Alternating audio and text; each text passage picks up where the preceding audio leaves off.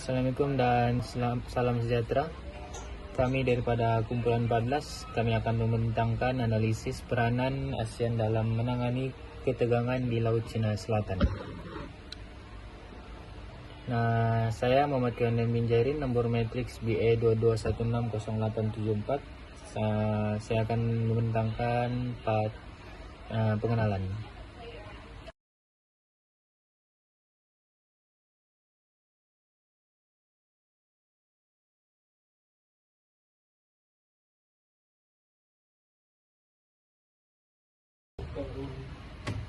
Laut Cina Selatan merupakan laluan yang terpenting karena ia merupakan laluan perdagangan utama yang bernilai triliun dolar.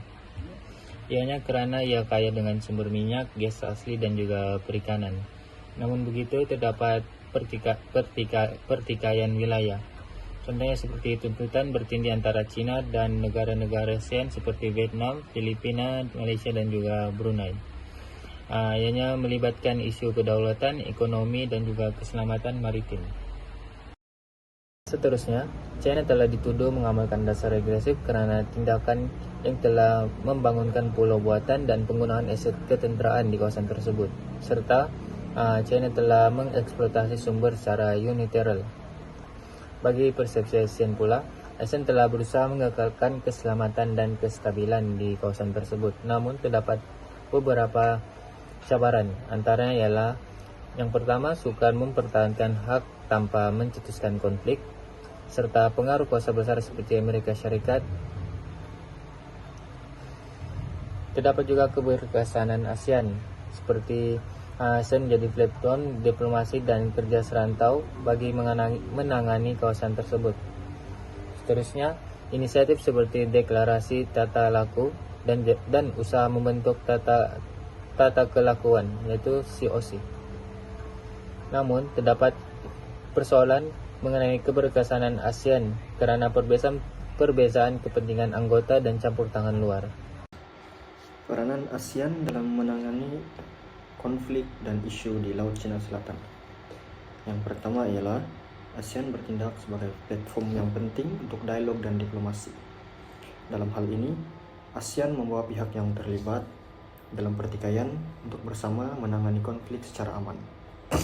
Melalui forum seperti Forum Asia Serantau ASEAN (ARF), Sidang Kemuncak Asia Timur (IES), ASEAN mewujudkan persekitaran yang inklusif untuk perbincangan terbuka di kalangan negara anggota ASEAN, China, dan pihak berkepentingan lain seperti Amerika Syarikat dan Jepun. Seterusnya, ASEAN juga memainkan peranan penting dalam menangani isu di Laut Cina Selatan dengan menggalakkan perpaduan dalam kalangan negara anggota ASEAN. Walaupun ia sebenarnya merupakan cabaran kritikal bagi ASEAN dalam menangani pertikaian di Laut Cina Selatan, memandangkan kepentingan negara dan hubungan mereka yang berbeza dengan China.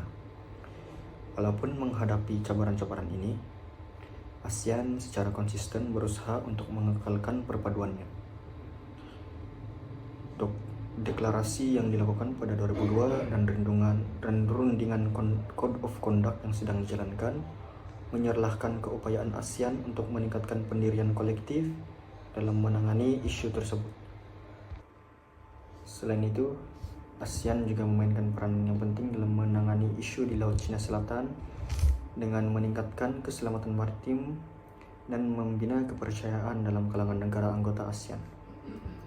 Mekanisme seperti Forum Maritim ASEAN (AMF) menyediakan platform bagi negara anggota untuk bekerja sama dalam isu-isu seperti penguatkuasaan undang-undang maritim dan misi mencari dan menyelamat.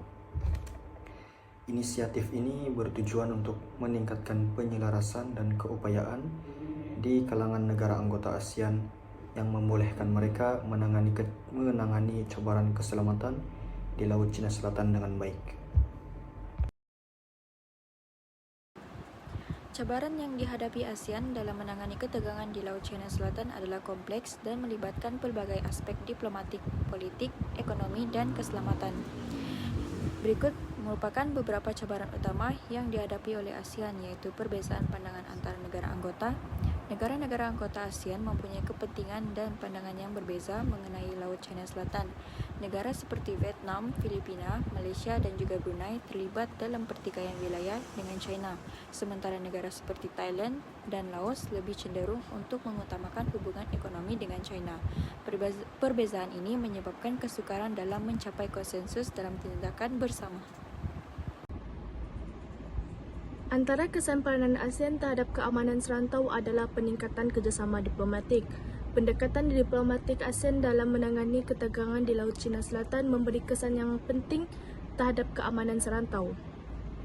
Diplomasi ASEAN bertujuan untuk memastikan bahawa ketegangan yang timbul antara negara yang terlibat dalam pertikaian di Laut Cina Selatan tidak berkembang menjadi konflik terbuka yang boleh mengancam kestabilan serantau. Yang kedua pula adalah penggubalan kod tata laku. Penggubalan kod ini di Laut Cina Selatan merupakan inisiatif penting yang diambil oleh ASEAN untuk menangani ketegangan dan pertikaian yang melibatkan negara-negara anggota dan China. COC bertujuan untuk menyediakan kerangka peraturan yang jelas bagi tingkah laku negara-negara yang terlibat dalam konflik maritim. Penggubalan ini bertujuan untuk menyelesaikan pertikaian, mencegah konflik dan menggalakkan kerjasama. Kesannya, ketegangan dapat dikurangkan, kepercayaan antara negara dapat ditingkatkan serta dapat mengekalkan kestabilan ekonomi.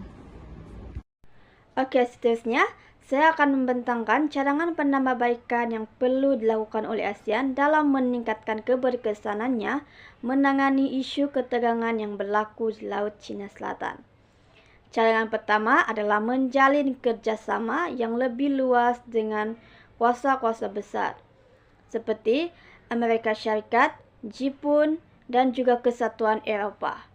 Kerjasama daripada luar amat diperlukan bagi mendapatkan sokongan.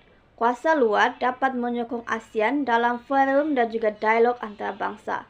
Di samping itu, ianya juga mengimbangi pengaruh China yang begitu kuat dalam membuat tuntutan terhadap Laut Cina Selatan. Cadangan yang kedua adalah menggunakan teknologi dan senjata maritim yang lebih canggih. Ini dapat memantau kawasan perairan dengan lebih efektif kerana ianya dapat mengesan sebarang pencerobohan dan melindungi kawasan perairan negara masing-masing. Selain itu, ianya juga menegaskan hak negara ASEAN dalam mempertahankan kawasan perairan Laut Cina Selatan. Cadangan yang ketiga adalah memperkukuh hubungan antara negara-negara anggota ASEAN. Hubungan yang kukuh dapat mewujudkan sebuah organisasi yang berkesan dan terbaik dalam menangani isu keselamatan serantau. Ini mendorong kepada kejayaan organisasi tersebut dalam memainkan peranannya. Akhir sekali, cadangan penambahbaikan yang perlu dilakukan adalah mempercepatkan rundingan kod tata laku COC. Rundingan yang masih berada di peringkat awal ini perlu dipercepatkan. Ini adalah penting bagi mengelakkan sebarang konflik bersenjata antara negara-negara yang mempunyai tuntutan bertindih terhadap kawasan perairan Laut Cina Selatan seperti Malaysia, Filipina dan juga Vietnam. Itu saja daripada saya. Sekian, terima kasih. Kesimpulannya, keberkesanan ASEAN dalam menangani isu ini memberi kesan yang positif terhadap kestabilan dan keselamatan serantau dan ia mengurangkan risiko konflik terbuka dan memperkukuh hubungan antara negara-negara di Asia Tenggara. Namun, untuk meningkatkan lagi peranan ASEAN, kerjasama dengan kuasa besar dan penggunaan teknologi seperti senjata maritim yang canggih adalah sangat penting. ASEAN dapat terus memastikan Laut Cina Selatan sebagai zon keamanan dan kerjasama yang stabil di rantau ini. Dengan memupuk perpaduan antara negara anggota dan menjalin kerjasama yang lebih kukuh dalam bidang diplomatik, ekonomi dan keselamatan maritim, ASEAN mempunyai potensi dalam memastikan Laut Cina Selatan sebagai kawasan yang aman dan stabil. Dalam jangka panjang, strategi yang lebih terarah dan integrasi yang lebih mendalam antara negara-negara ASEAN ini juga dapat membantu untuk mengurangkan ketegangan dalam memastikan keselamatan serantau di ASEAN Pasifik.